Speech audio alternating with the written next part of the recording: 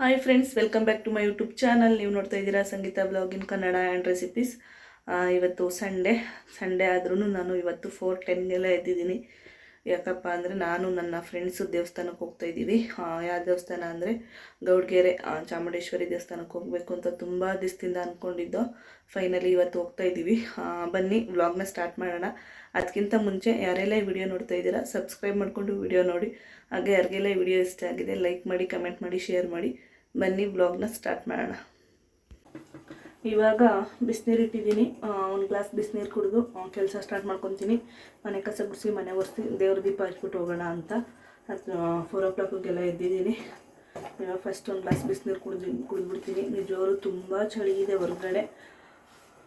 ಆದರೂ ಏನು ಮಾಡೋದು, ಹೋಗ್ಬೇಕು ಅಂತ ಅಂದ್ಕೊಂಡ್ಮೇಲೆ ಹೋಗಲೇಬೇಕಲ್ಲ. ಅದಕ್ಕೆ ಫೈನಲಿ ಹೋಗ್ಬಿಟ್ಟು ಬರೋಣ ಅಂದ್ಬಿಟ್ಟು ಹೊರಟಿದ್ದೀವಿ.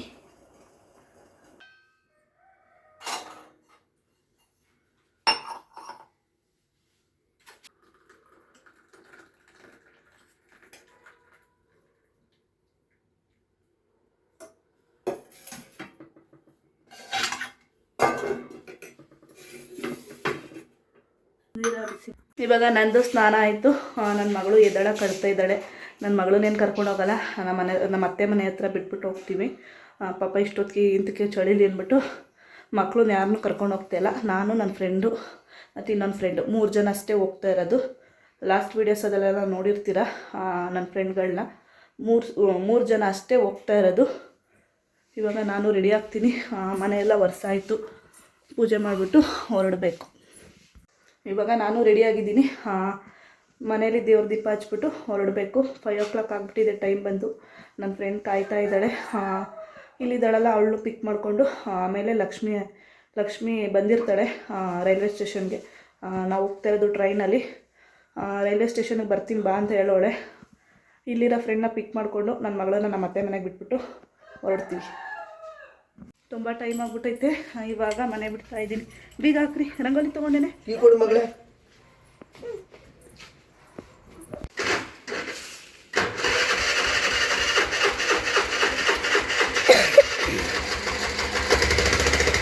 ನಾನು ಲಾಸ್ಟ್ ಬ್ಲಾಗಲ್ಲಿ ಹೇಳಿದ್ದೀನಿ, ನಮ್ಮ ಬಿಲ್ಡಿಂಗಲ್ಲಿ ವಾರ ಒಬ್ಬೊಬ್ಬರು ನೀರು ಹಾಕ್ತಾರೆ, ವಾರ ಫುಲ್ಲು ಒಬ್ಬೊಬ್ಬರು ಅಂತ. ಈ ವಾರ ನಂದಿತ್ತು. ಆದರೂ ನನಗೆ ಕೆಳಗಡೆ ಹೋಗಿ ಬಂದು ಮತ್ತೆ ರೆಡಿ ಆಗೋಷ್ಟು ಟೈಮ್ ಇತ್ತಿಲ್ಲ. ಹೋಗ್ಬೇಕಾದ್ರೆ ಹಂಗೆ ಹಾಕ್ಬಿಟ್ಟು ರಂಗೋಲಿ ಹಾಕ್ಬಿಟ್ಟು ಹೋಗೋಣ ಅಂದ್ಬಿಟ್ಟು ಇವಾಗ ಎಲ್ಲ ರೆಡಿಯಾಗಿ ಕೆಳಗಡೆ ಬಂದುಬಿಟ್ಟು ಇವಾಗ ನೀರು ಹಾಕ್ತಾಯಿದ್ದೀನಿ. ನೀರು ಹಾಕಿ ರಂಗೋಲಿ ಬಿಟ್ಬಿಟ್ಟು ಇವಾಗ ಹಾಗೆ ಹೊರಡ್ತೀನಿ. ಮತ್ತೇನು ಮನೆಗೆ ಹೋಗಲ್ಲ.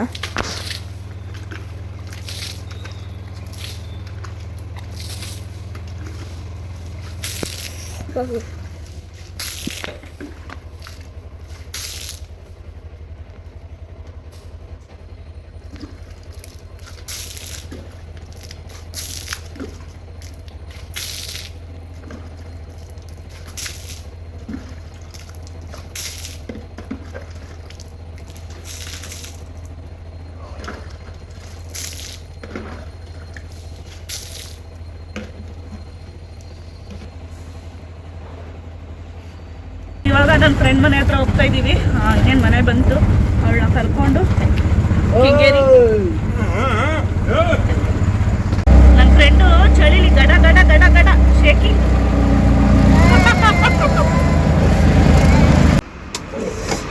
ನಮ್ಮ ಮನೆಯವರೇ ಡ್ರಾಪ್ ಮಾಡ್ತಾವ್ರೆ ಕೆಂಗೇರಿಗೆ.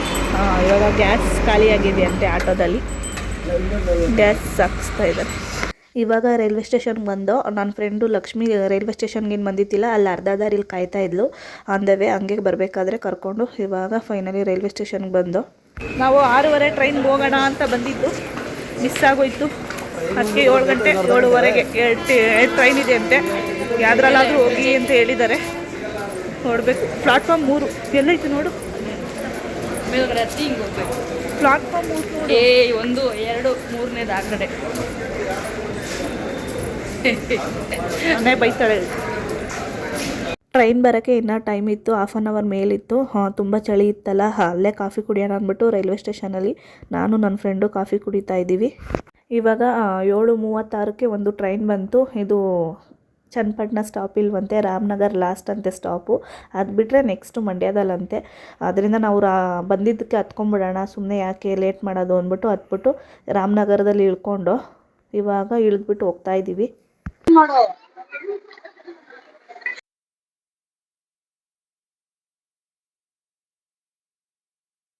ಆಗಲೇ ಹೇಳ್ದಂಗೆ ನಾವು 7:30 ಟ್ರೈನ್ ಹತ್ತಿದ್ದು ರಾಮನಗರಕ್ಕೆ ಹೋಗಿ ರೀಚ್ ಆಗೋವತ್ತಿಗೆ 8:10 ಆಗಿತ್ತು. ನಾವು ಡೈರೆಕ್ಟಾಗಿ ಚನ್ನಪಟ್ಟಣಕ್ಕೆ ಹೋಗಬೇಕಾಗಿತ್ತು. ಆದರೆ ಏನು ಮಾಡೋದು, ನಾವು ಹತ್ತಿದ ಟ್ರೈನು ಚನ್ನಪಟ್ಟಣದಲ್ಲಿ ಸ್ಟಾಪ್ ಇಲ್ವಂತೆ, ರಾಮನಗರ ಬಿಟ್ಟರೆ ಮಂಡ್ಯನೇ ಅಂತೆ. ಅದರಿಂದ ಏನು ಅಷ್ಟು ದೂರ ಹೋಗಿ ಮತ್ತೆ ವಾಪಸ್ ಹಿಂದಕ್ಕೆ ಬರೋದು ಅಂದ್ಬಿಟ್ಟು ರಾಮನಗರದಲ್ಲೇ ಇಳ್ಕೊಂಡು, ನಾನು ಅಂದ್ಕೊಂಡೆ ರಾಮನಗರದಿಂದ ಗೌಡಗೆರೆ ಹತ್ರ ಅಂತ, ರಾಮನಗರಕ್ಕೆ ಗೌಡಗೆರೆ ಹತ್ರ ಅಂತ ತಿಳ್ಕೊಂಡಿದ್ದೆ. ಇಲ್ಲ, ಗೌಡಗೆರೆ ರಾಮನಗರದಿಂದ ಸ್ವಲ್ಪ ದೂರನೇ ಇತ್ತು, ಚನ್ನಪಟ್ಟಣಕ್ಕೆ ಹತ್ರ ಅಂತೆ. ನಮ್ಗೆ ಗೊತ್ತಿದ್ದಿಲ್ಲ. ನಾವು ಹೋಗಿ ಆಟೋದವ್ರನ್ನ ಕೇಳ್ದೋ, ಡೈರೆಕ್ಟಾಗಿ ಆಟೋದಲ್ಲೇ ಹೋಗೋಣ ಅಂತ ಅಂದ್ಕೊಂಡು ಆಟೋದನ್ನ ಹೋಗಿ ಕೇಳ್ದೋ, ಎಷ್ಟಾಗುತ್ತೆ ಇಲ್ಲಿಂದ ಗೌಡಗೆರೆಗೆ ಅಂತ. ನಿಜವಾಗ್ಲೂ ಅವ್ರು ಹೇಳಿದ್ದು ರೈಟ್ಗೆ ಫುಲ್ಲು ಶಾಕ್ ಆಗಿಬಿಟ್ಟೆ. ಏನಪ್ಪ ಬೆಂಗಳೂರಲ್ಲಿ ಇಷ್ಟು ರೈಟ್ ಹೇಳಲ್ಲ ಅಂತ. 1200 ಹೇಳಿದ್ರು 3 ಜನಕ್ಕೆ. ಅದರಿಂದ ಅಷ್ಟೊಂದು ಕೊಟ್ಟು ಎಂತಕ್ಕೆ ಹೋಗೋದು ಅಂದ್ಬಿಟ್ಟು ರೈಲ್ವೆ ಸ್ಟೇಷನಿಂದ ಬಸ್ ಸ್ಟಾಪ್ವರೆಗೂ ಆಟೋದಲ್ಲೇ ಹೋದೋ. ಮತ್ತೆ ಬಸ್ ಹಿಡ್ಕೊಂಡು ಚನ್ನಪಟ್ಟಣಕ್ಕೆ ಹೋಗಿ ಅಲ್ಲಿ ಇಳಿದು ಮತ್ತೆ ಗೌಡಗೆರೆಗೆ ಬಸ್ಸಲ್ಲೇ ಹೋದೋ. ಫಸ್ಟ್ ಟೈಮ್ ಅಲ್ವಾ, ಸ್ವಲ್ಪ ಕನ್ಫ್ಯೂಸ್ ಆಯಿತು, ಅಷ್ಟು ಗೊತ್ತಾಗಲಿಲ್ಲ. ನಾವು ಬೇರೆ ಟ್ರೈನಲ್ಲಿ ಹೋಗೋಣ ಅಂತ ಪ್ಲ್ಯಾನ್ ಮಾಡಿರೋದ್ರಿಂದ ಸ್ವಲ್ಪ ಕನ್ಫ್ಯೂಸ್ ಆಯಿತು. ಡೈರೆಕ್ಟಾಗಿ ಬಸ್ ಹತ್ತಿದ್ರೆ ಡೈರೆಕ್ಟಾಗಿ ಹೋಗಿ ಚನ್ನಪಟ್ಟಣದಲ್ಲಿ ಇಳಿದು ಅಲ್ಲಿಂದ ಗೌಡಗೆರೆಗೆ ಬಸ್ ಹತ್ಕೊಂಡು ಹೋಗ್ತಿದ್ದೆ. ಆದರೆ ನಮಗೂ ಅಷ್ಟು ಗೊತ್ತಾಗಲಿಲ್ಲ. ನೆಕ್ಸ್ಟ್ ಟೈಮ್ ಹೋದರೆ ನೀಟಾಗಿ ಹೋಗ್ತೀವಿ. ಇವಾಗ ಗೊತ್ತಾಗಿದೆ. ಇವಾಗ ಹೋಗಿ ಗೌಡಗೆರೆಯಲ್ಲಿ ಇಳಿದಿದ್ದೀವಿ. ಮೈಕ್ ತೊಗೊಂಡೋಗಿದ್ದೆ, ಮೈಕ್ ಆಫ್ ಆಗಿದೆ, ಗೊತ್ತಿಲ್ಲ. ನಾನು ವಾಯ್ಸ್ ಕೊಡ್ತಾ ಇದ್ದೀನಿ, ಮಾತಾಡ್ಕೊಂಡು ವಿಡಿಯೋ ಮಾಡ್ತಾಯಿದ್ದೀನಿ, ಅದು ವಾಯ್ಸೇ ರೆಕಾರ್ಡ್ ಆಗಿಲ್ಲ. ಮೈಕ್ ಇದ್ದಕ್ಕಿದ್ದಂಗೆ ಆಫ್ ಆಗಿಬಿಟ್ಟಿದೆ. ಇವಾಗ ಹೋಗ್ತಾ ಇದ್ದೀವಿ.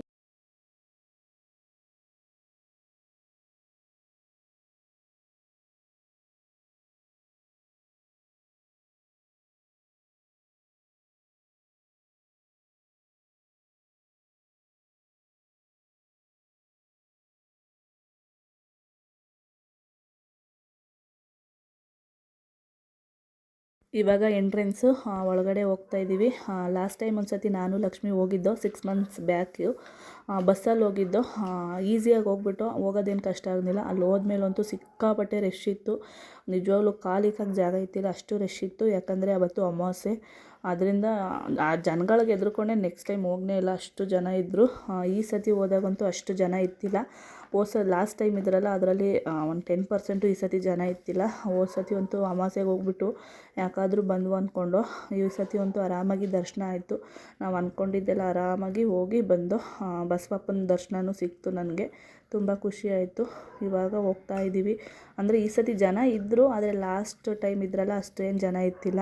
ನಿಜವಾಗ್ಲೂ ಅಮಾವಾಸ್ಯೆ ಹೋಗಬೇಕು ಅಂದ್ಕೊಳ್ಳೋರು ಅಮಾವಾಸ್ಯೆ ಹುಣ್ಣಿಮೆಗೆ ದಯವಿಟ್ಟು ಹೋಗಬೇಡಿ. ಅಲ್ಲಿ ಕಾಲು ಇಕ್ಕಕ್ಕೂ ಜಾಗ ಇರೋಲ್ಲ, ಅಷ್ಟು ರಶ್ ಇರುತ್ತೆ. ನೋಡಿ, ಈ ಸತಿ ನನ್ನ ಇನ್ನೊಬ್ಳು ಫ್ರೆಂಡ್ ಇದ್ದಾಳಲ್ಲ ಸಣ್ಣಕ್ಕೆ, ಇಲ್ಲ ಸೌಮ್ಯ ಅಂತ, ಅವಳು ಇಷ್ಟು ಜನ ನೋಡಿ ಹೆದ್ರುಕೊಂಡ್ಬಿಟ್ಲು, ಅಯ್ಯೋ ಇಷ್ಟೊಂದು ಜನ ಇದ್ದಾರಲ್ಲ ಅಂತ. ನಿಜವಾಗ್ಲೂ ಲಾಸ್ಟ್ ಟೈಮ್ ಬಂದಾಗ ಫುಲ್ ಶಾಕ್ ಆಗಿಬಿಡೋಳು, ಅಷ್ಟು ಜನ ಇದ್ದರು. ಇವಾಗ ದರ್ಶನ ಮುಗಿಸ್ಕೊಂಡು ಈಚೆ ಬಂದು ನೋಡ್ಬೋದು, ಅಷ್ಟೇನು ರಶ್ ಇಲ್ಲ. ಓಕೆ, ಲಾಸ್ಟ್ ಟೈಮ್ಗೆ ಕಂಪೇರ್ ಮಾಡಿದ್ರೆ ಈ ಸತಿ ಓಕೆ. ಇವಾಗ ಒಂದು ಈ ಥರ ವೀಡಿಯೋ ಶೂಟ್ ಮಾಡಬೇಕು ಅಂತ ತುಂಬ ಆಸೆ ಇತ್ತು, ಮಾಡಿಸೋಣ ಅಂತ. ಲಾಸ್ಟ್ ಟೈಮು ತುಂಬ ರಶ್ ಇರೋದ್ರಿಂದ ಮಾಡ್ಸೋಕ್ಕಾಗಲಿಲ್ಲ.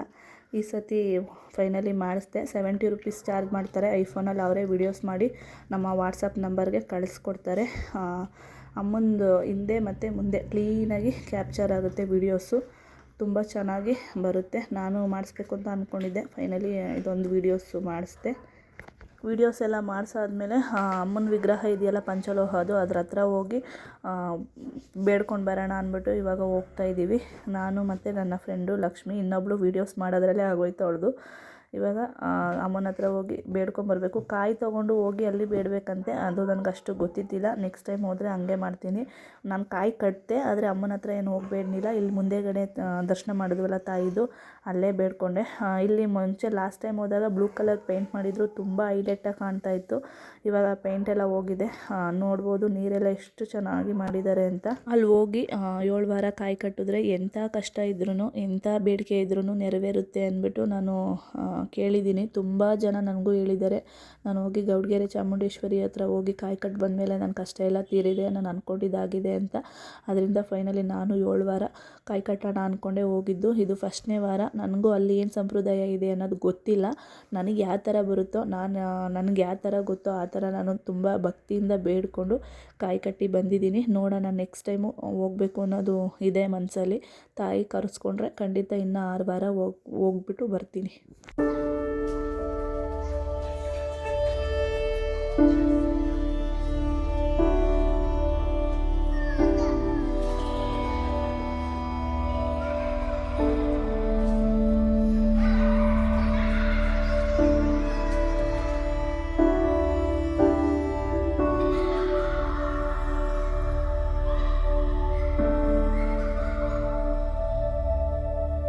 ಇವಾಗ ನೀರು ಹಾಕ್ಸ್ಕೊಳ್ಳೋಕ್ಕೆ ನಿಂತಿದ್ದೀವಿ. ಅಲ್ಲಿ ಒಂದು ಬಸವಪ್ಪನ ಕೆತ್ತನೆ ಮಾಡಿದ್ದಾರೆ. ನಿಜವಾಗ್ಲೂ ನಮಗೆ ಕನ್ಫ್ಯೂಸ್ ಆಗಿಬಿಡುತ್ತೆ ಒರಿಜಿನಲ್ಲ ಇದು ಅಂತ, ಅಷ್ಟು ಚೆನ್ನಾಗಿ ಕೆತ್ತನೆ ಮಾಡಿದ್ದಾರೆ.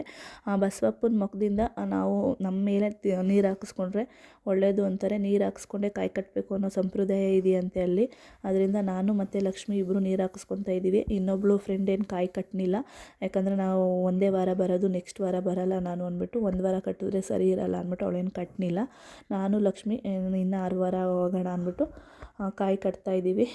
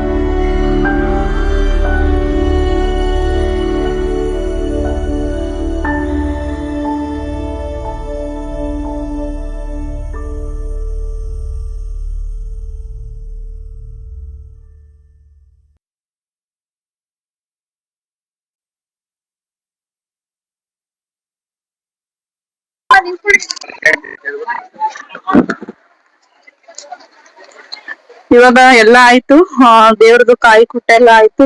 ಕಾಯಿ ಕಟ್ಟಿ ದೇವ್ರ ದರ್ಶನ ಎಲ್ಲ ಆಗಿ ಇವಾಗ ಊಟಕ್ಕೆ ಹೋಗ್ತಾ ಇದೀವಿ.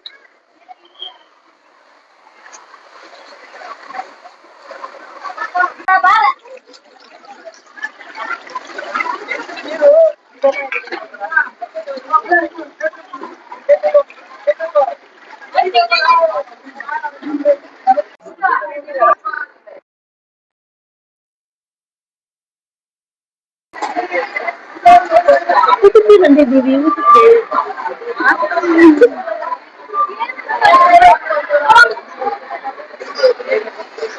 ಮುಂದೆ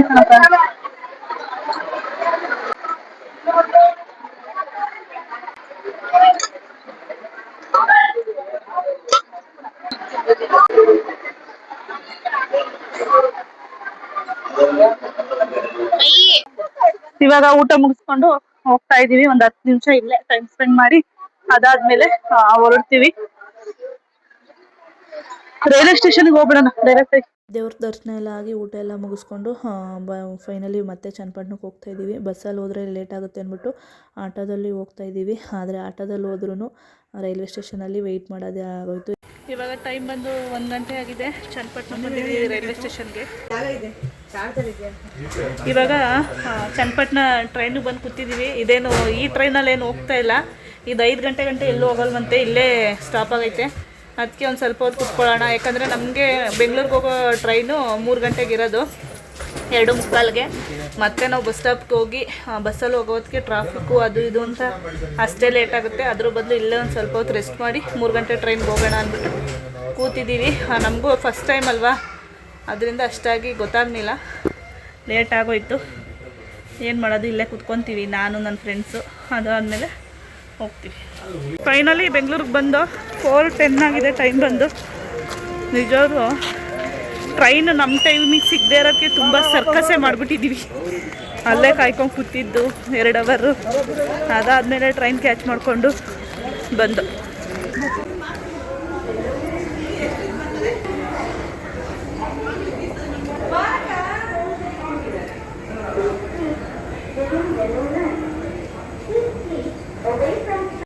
ನನ್ನ ಹಸ್ಬೆಂಡ್ ಬಂದಿದ್ದಾರೆ ಕರ್ಕೊಂಡು ಹೋಗೋಕ್ಕೆ. ಅಕ್ಕ ಚಿಬಿಕಾಯಿ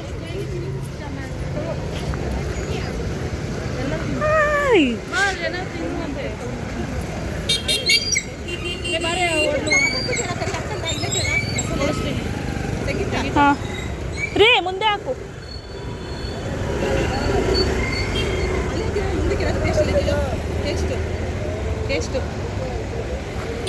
ಬೈತಾವ್ರಿ.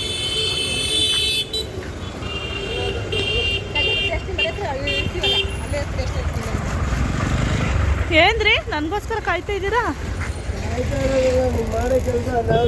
ನಾನು ಏನಂದೆ, ನಾನು ಕರೆದ್ನ ನಿಮ್ಮನ್ನ. ಇವಾಗ ಟೈಮ್ ಬಂದು 5 ಗಂಟೆ ಆಗಿದೆ. 12 ಗಂಟೆಲಿ ದೇವ್ರ ಪ್ರಸಾದ ತಿಂದ್ವಲ್ಲ ಅಷ್ಟೇ, ಅದಾದಮೇಲೆ ಏನೂ ತಿಂದಿದ್ದಿಲ್ಲ. ಅದಕ್ಕೆ ಒಂದೊಂದು ದೋಸೆ ತಿನ್ನೋಣ ಅಂದ್ಬಿಟ್ಟು ನಾನು ನನ್ನ ಫ್ರೆಂಡು ಮತ್ತು ನನ್ನ ಹಸ್ಬೆಂಡು ಇಷ್ಟು ಜನ ಬಂದಿದ್ದೀವಿ. ಇವಾಗ ದೋಸೆ ತಿಂದು ಮನೆಗೆ ಹೊರಡಬೇಕು. ಟೈಮ್ ಬಂದಲ್ಲೇ 5 ಗಂಟೆ ಆಗಿಬಿಟ್ಟಿದೆ. ಬೆಳಗ್ಗೆ ಹೋದವರು ಇವಾಗ 5 ಗಂಟೆಗೆ ಬಂದಿದ್ದೀವಿ.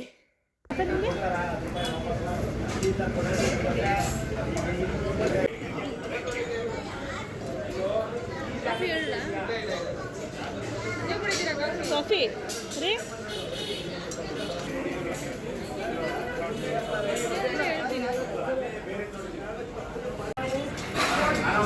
ಇದೇ ಜರ್ಕಿನಲ್ಲಿ ಯಾವಾಗ ಕಳಿಸ್ಕೊಡ್ತಾರೆ.